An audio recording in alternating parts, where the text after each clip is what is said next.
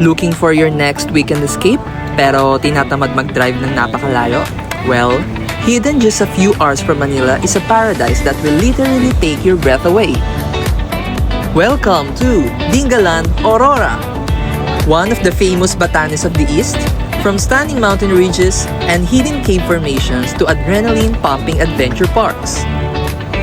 Hydrogen here again! Samahan niyo ako sa aking 2 days and 1 night adventure as a joiner and let's explore Dingalan, Aurora. Kapit lang guys, dahil sisimulan na natin ngayon. Now, we just arrived at the Dingalan Feeder Port. Tayo sa Dingalan Feeder Port.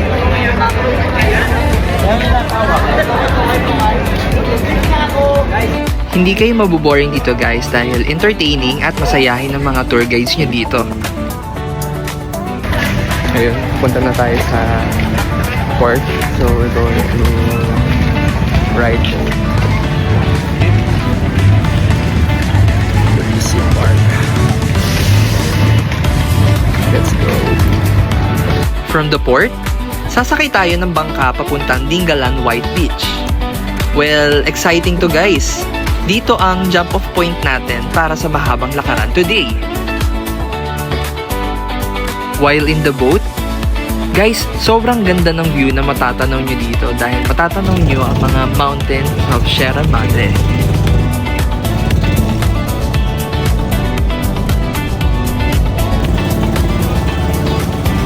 Let's appreciate the beauty of nature.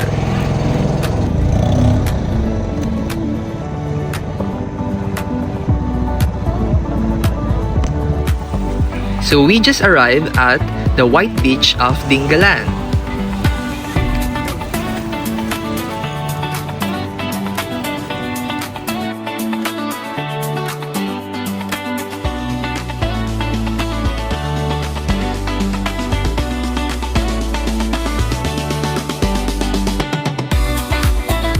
So guys, mag-i-start na kami umakyat dun sa taas. So let's check the view and samahan nyo kami.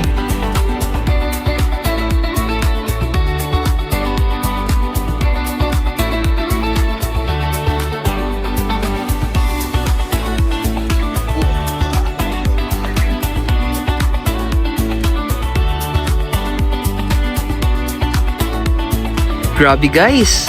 Tignan nyo naman yan. Hindi nga sila nagbibiro no sinabi nilang Batanes vibes dito sa taas. Ang sarap sa mata ng rolling green hills tapos sasalubungin ng wild waves ng Pacific Ocean. Medyo matarik yung akyat pero napaka-worth it ang pagod.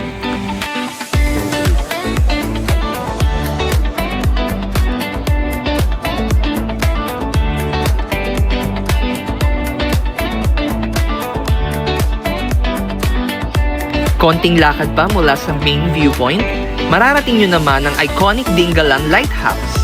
Kapag nasa taas ka, 360-degree view ng buong coastline na makikita mo. Feeling ko nasa dulo ako ng mundo. This is definitely good for taking pictures tulad ng mga ito.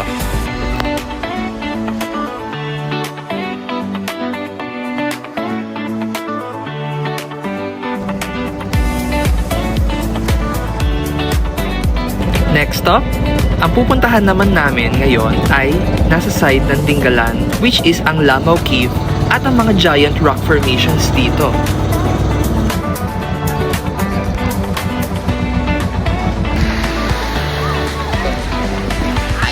Lamaw Cave. Ito po.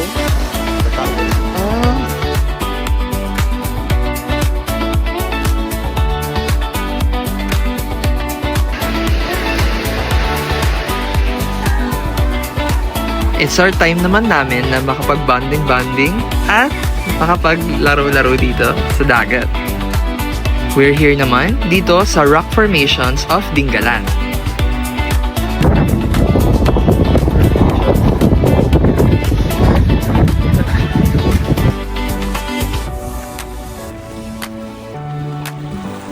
Ito naman ang tinatawag na death pool. Isa itong natural rock pool sa gilid ng cliff. At ito nga, magki-cliff diving tayo. Siyempre, after umakyat ng bundok at mag-water activities, siyempre kakain na tayo ng lunch. Kain na! For the day 2 of our Dingalan trip, papunta naman kami ngayon sa Dingalan Adventure Park.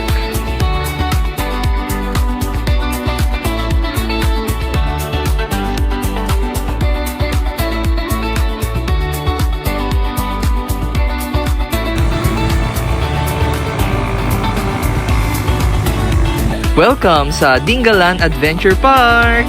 Marami silang packages dito, depende kung gaano katindi ang adrenaline rush na hinahanap nyo.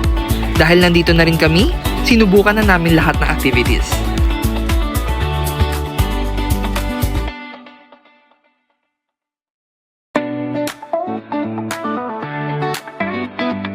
We are starting our activities na dito sa Adventure Park.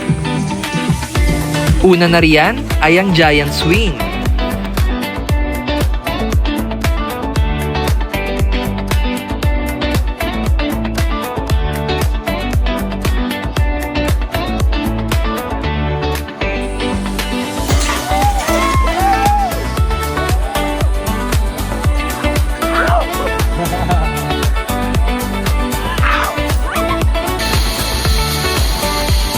Di naman papahuli ang zipline.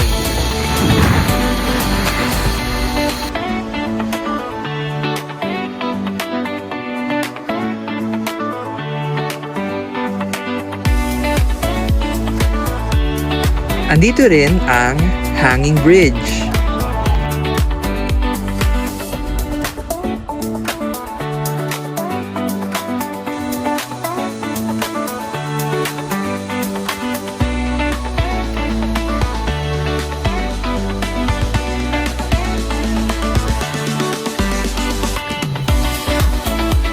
After a few minutes of walking, pupuntahan naman namin ang Tanawan Falls.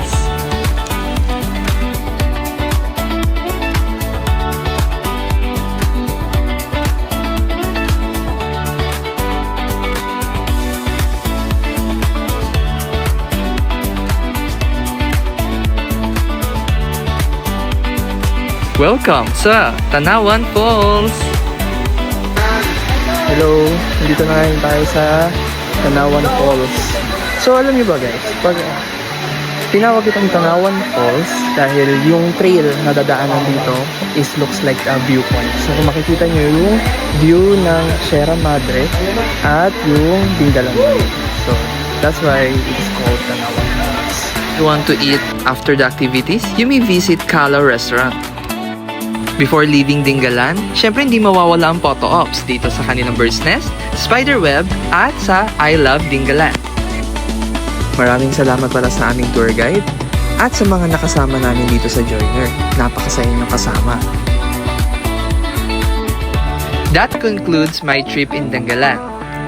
Thank you for watching and see you sa aking next trip. Don't forget to like and subscribe!